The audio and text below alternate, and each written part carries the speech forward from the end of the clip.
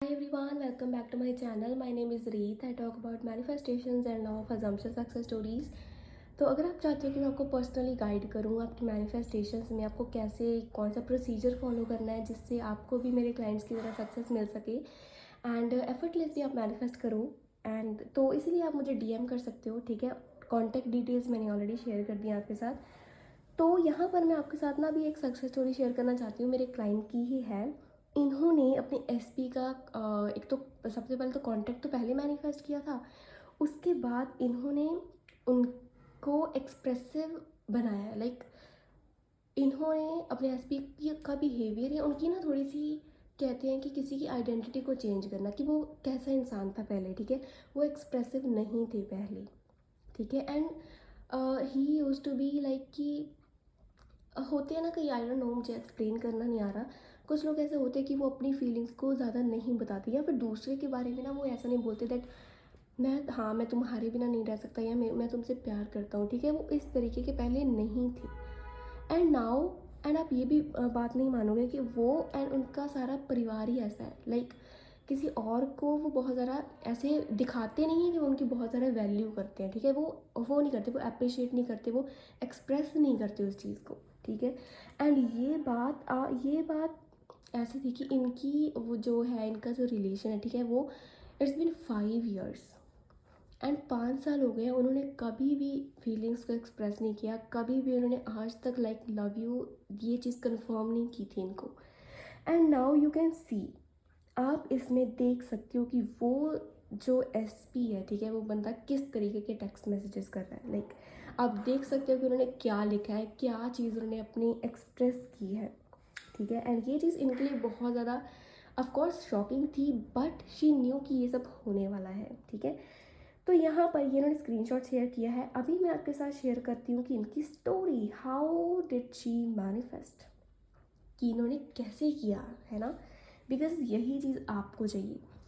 तो अभी manifestation is easy. सबसे पहले तो आपको ये फिगर आउट करना पड़ेगा कि मैनिफेस्टेशन सबसे आसान है, ठीक है। इन्होंने प्रैक्टिस की एंड इनको कितना टाइम लगा वो भी मैं आपको बताती हूँ। इनको टाइम लगा, इनको आई थिंक 15 to 16 डेज़, ठीक है। कि इनको लगभग 2 हफ्ते लगे, ठीक है। तो हम डेली प्रैक्टिस में कनेक्ट होते थे एक दूसरे के साथ, तो इन्होंने लॉन्ग टर्म सेशंस लिए थे, ठीक है। तो अभी मैं ये नहीं कह रही हूँ कि आप भी लो, ठीक है। तो आई एम जस्ट टेलिंग कि यहाँ पे रोज़ प्रैक्टिस होती थी, ठीक है। तो रोज़ ये चीज़ें सीखती थी, उन्हें इम्प्लीमेंट करती थी। एंड ये चीज़ ने क्या किया, उनके माइंड में ना वो चीज़ की रेपिटेशन करनी स्टार्ट की, कि same practice, same condition, same situation जो ये चाहती हैं, एंड सेम एसपी का बिहेवियर। तो ये सारी चीज़ों ने इनके जो न्यूरोलॉजिकल पैटर्न को इस तरीके से चेंज किया कि इनकी रियलिटी बदल गई। रियलिटी तो क्योंकि बदलती रहती है ना। Everything is temporary. अगर 3D में देखा जाए तो आप ऐसे उस चीज़ को चेंज कर सकते हो, आप झट से चेंजेस लेकर आ सकते हो अपने 3D में।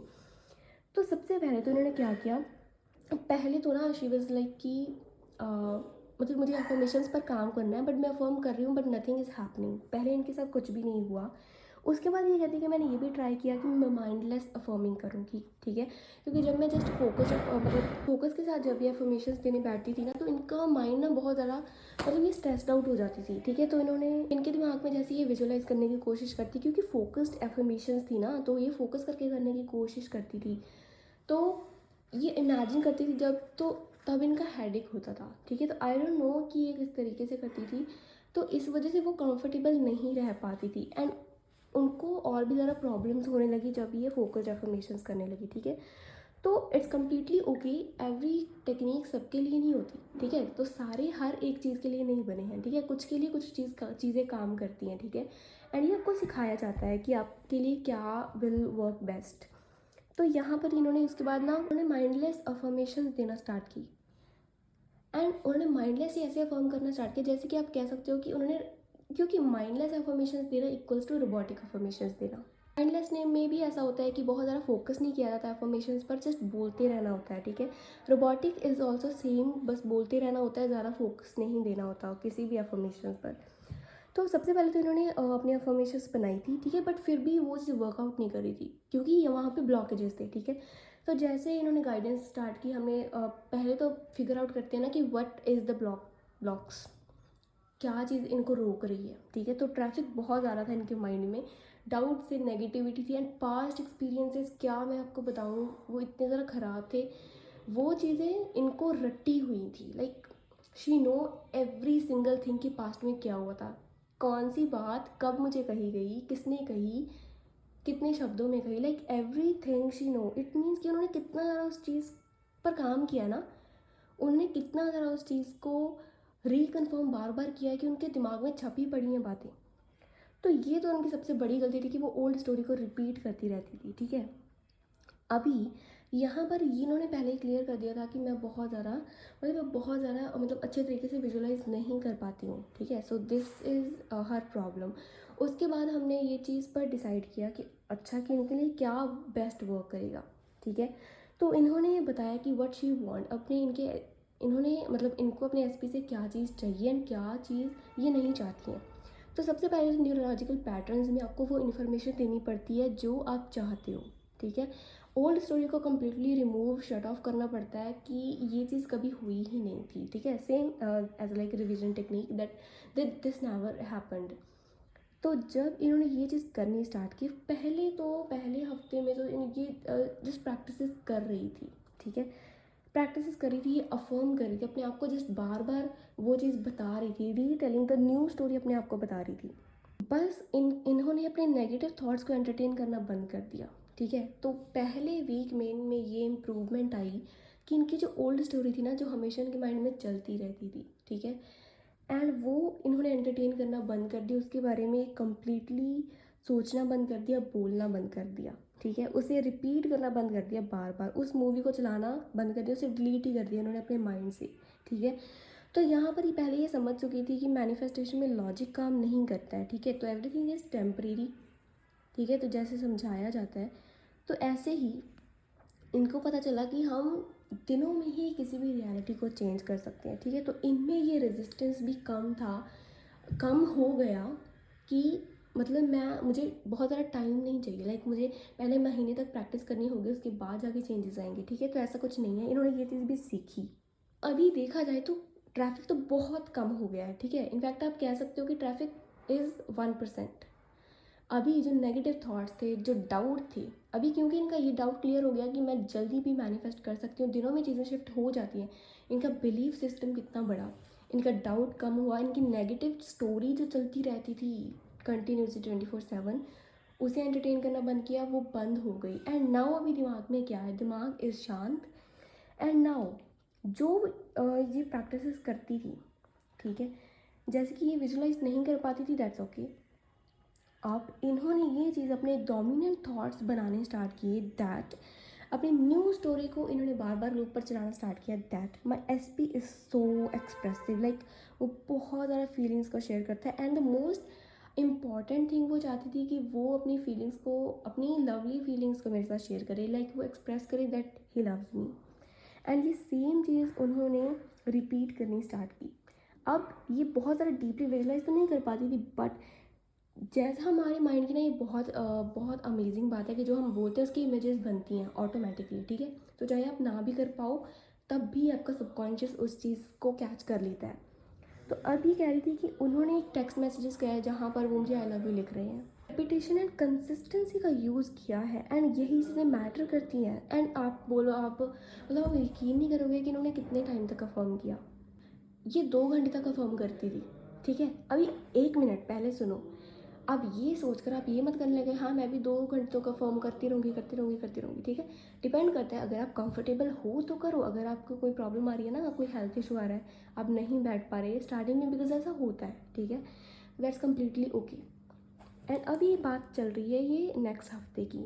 तो पहले हफ्ते में इनको 2-3 इन्होंने ट्रैफिक कम किया, दूसरे हफ्ते में इन्होंने कंसिस्टेंसी एंड रेपिटेशन का यूज़ किया, एंड अपनी न्यू स्टोरी को बार बार एंटरटेन किया, उस पर फोकस किया, अपनी अटेंशन स्पैन को बढ़ाया, अपनी एनर्जी इन्वेस्ट की ज़्यादा से ज़्यादा न्यू स्टोरी में, क्योंकि वो चीज़ें मैनिफेस्ट होती हैं। अभी सबकॉन्शियस का काम क्या है कि जो उसे फीड किया जाएगा वो 3D में तो आएगा ही, ठीक है। सो ये तो पत्थर पर लकीर है, आप अपने दिमाग में ये चीज़ बिठा लो, जो आपकी 4D में होगा, जो आपके माइंड में होगा, आपके सबकॉन्शियस में होगा, वो चीज़ 3D में होगा ही होगा, ठीक है। तो अभी आपको ये समझने की ज़रूरत है कि अभी आपको सबकॉन्शियस में वो चीज़ कैसे डालोगे, विद रेपिटेशन और विद कंसिस्टेंसी, कि आप बार बार एक ही स्टोरी को बार बार सोच रहे हो, बार बार बोल रहे हो, ठीक है। एंड अब जब ये इन्होंने बार बार ये चीज़ की तो इनके सबकॉन्शियस इम्प्रेस हो गया, हाँ कि सच में यार वो एसपी ऐसा है। एंड क्योंकि एसपी के बारे में बात करी थी, उनके बारे में सोच रही थी, एक डिफरेंट रियलिटी के बारे में सोच रही थी कि वो ऐसे हैं, तो उन एसपी के दिमाग में भी सेम तरीके के थॉट्स प्रोड्यूस होने स्टार्ट हुए, दैट आई शुड एक्सप्रेस, ठीक है, कि मैम दैट आई लव हर, तो मुझे ये चीज़ एक्सप्रेस करनी चाहिए। एंड क्योंकि उनके दिमाग में इमेजेस बन रही थी कि उन्होंने टेक्स्ट मैसेजेस किए हैं, तो एसपी के दिमाग में भी यही चीज़ आई कि मुझे टेक्स्ट करके उन्हें ऐसा बोलना चाहिए, ठीक है। एंड दैट्स वाई यहाँ पर और कोई भी बात नहीं है, सीधा हाई के बाद सीधा आई लव यू है, ठीक है। एंड यही चीज़ बहुत अमेजिंग बात है कि आपको डिट्टो वही चीज़ मिलती है जो जिस चीज़ पर आप काम कर रहे हो, वो डिपेंड करता है कि आपकी शिद्दत कितनी है उस चीज़ में, है ना। At the end of the day आप अपने आप को विक्टिम बनाना बंद करो, आपको करना पड़ेगा, ठीक है। And just start affirming.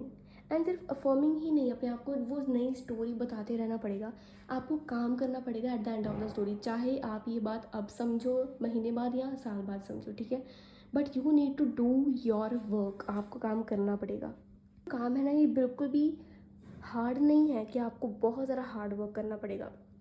आप अपने ड्रीम्स के लिए, you know what is hard, मुश्किल पता है क्या है, इसी सेम अनचाही स्टोरी में जीते रहना, लाइक अनचाही रियलिटी में ऐसी लाइफ को जीते रहना जहाँ पर कुछ भी ऐसा नहीं है जो आप चाहते हो, लाइक जो आप अप्रिशिएट कर सकते हो, उस लाइफ में जीना, उन लोगों के साथ जीना सबसे ज़्यादा मुश्किल है। तो इस चीज़ से निकलने के लिए मुझे नहीं लगता कि ये प्रैक्टिसेस इतनी भी डिफ़िकल्ट होंगी, अगर आपको घंटों तक भी काम करना पड़े तो आई डोंट थिंक ये वर्थ इट है। इससे कम से कम श्योरिटी तो है कि आपको आपकी मनचाही लाइफ मिलेगी, एंड अनचाही लाइफ में जीना बहुत ज़्यादा मुश्किल है, मैं तो यही मानती हूँ, ठीक है। एंड जब आपने ये मानना स्टार्ट किया ना, आपके अंदर से ये चीज़ ही ख़त्म हो जाएगी कि यार मुझे इतना काम करना पड़ेगा, बिकॉज काम तो करना ही नहीं पड़ता है, ठीक है। I hope this works and I hope this helps.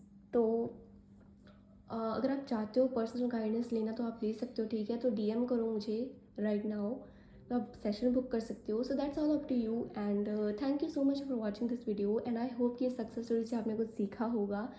And just do कि जो इन्होंने किया है, ठीक है, मैंने सारा प्रोसीजर एक्सप्लेन किया है कि इन्होंने क्या क्या किया है, ठीक है। सो डोंट आस्क मी कि what is the practice now, कि किया क्या है इन्होंने, ठीक है। तो I hope this helps. Okay, so have a